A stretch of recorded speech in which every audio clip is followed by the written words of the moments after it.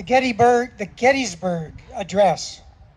This speech is 159 years old.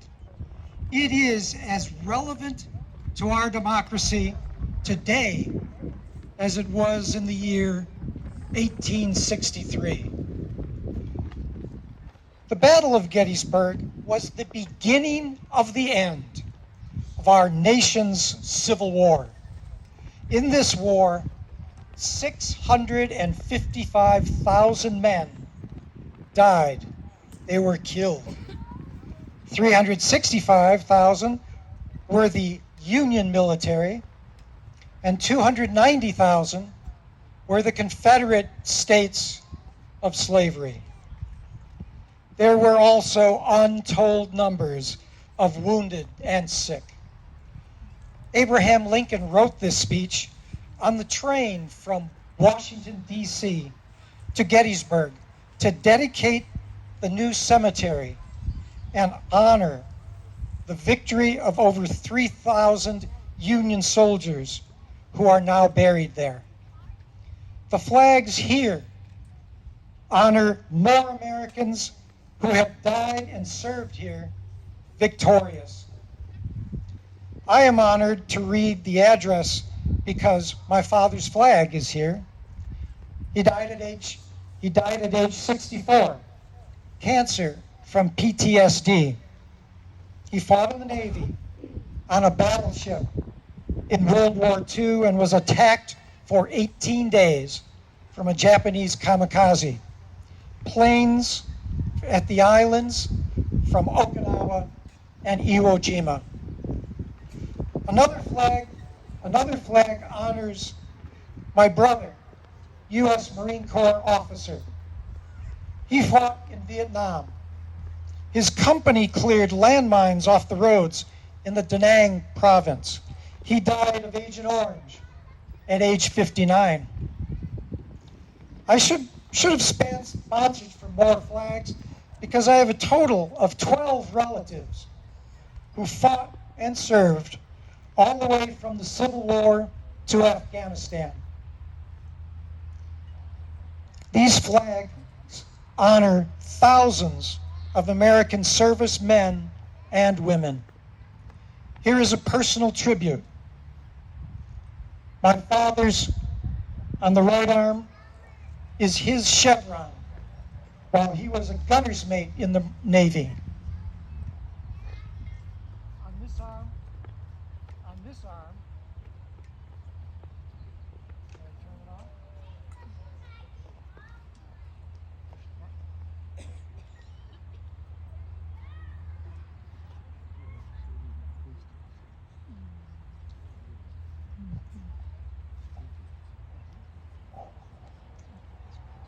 On this arm are my brother's insignias, from his lieutenant to his captain to his major's insignia.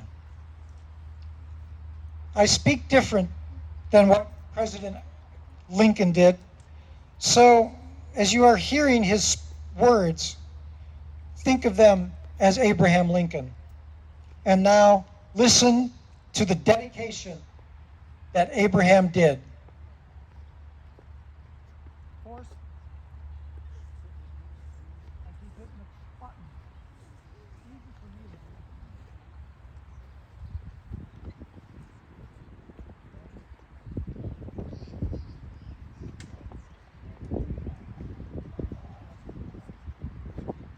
I'm talented.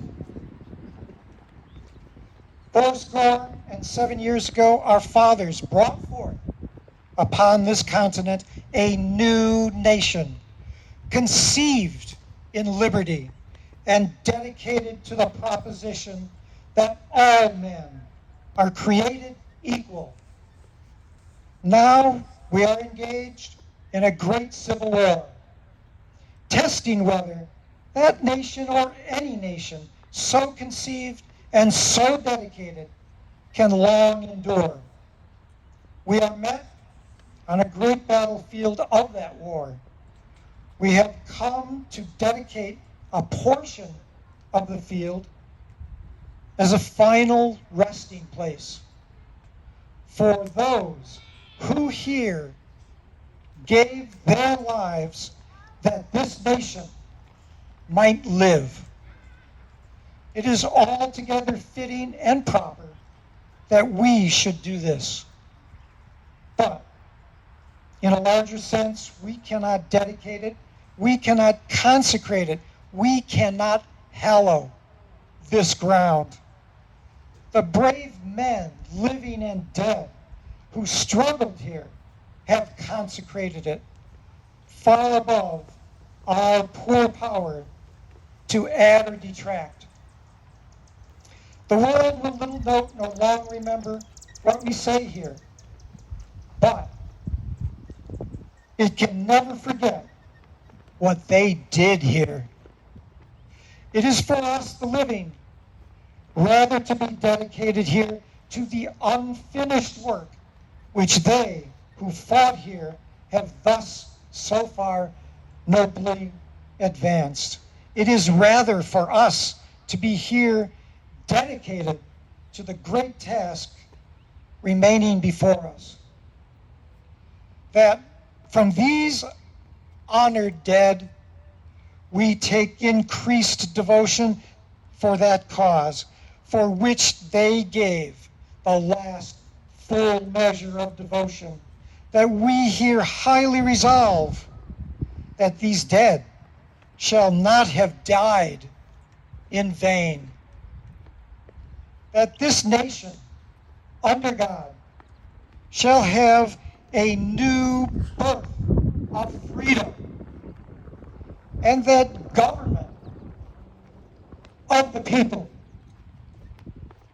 and by the people and for the people shall not perish from this earth. These are the words of Abraham. Thanks be to God.